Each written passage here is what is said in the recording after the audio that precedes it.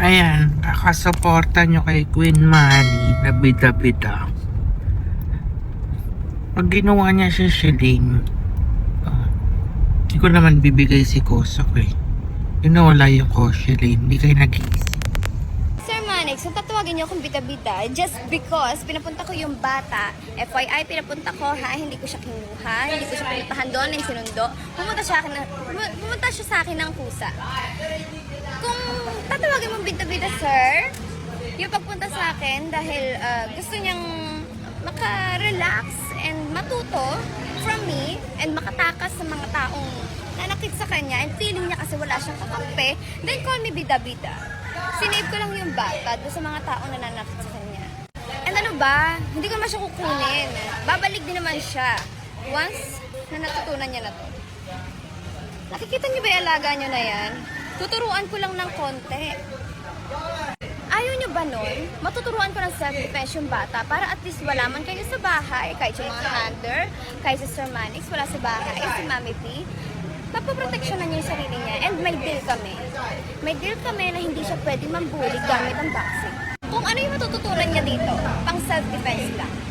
At sinabihan ko siya na huwag mananakit pagbalik dyan. Dahil hindi naman biro ang mag-boxing. Don't worry, isasoli ko siya. Hindi ko lang alam kung kailan, pero isasoli ko siya.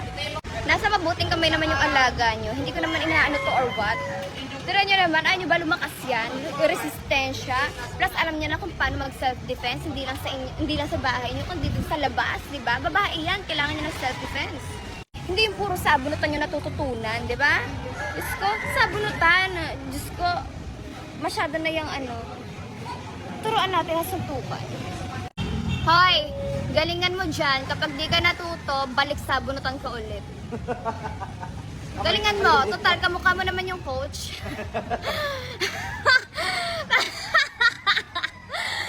Galingan mo dyan. Kasi galit na sa akin yung si Sir Manix mo. Nakala is nanakawin ka sa kanya.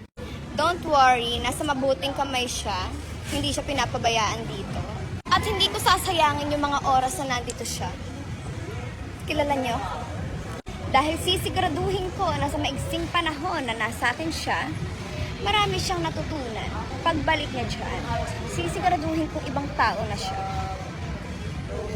Huwag ka na magalit, kiss na lang kita pag nakita kita in person. Don't need no one to tell me how to live just like they would.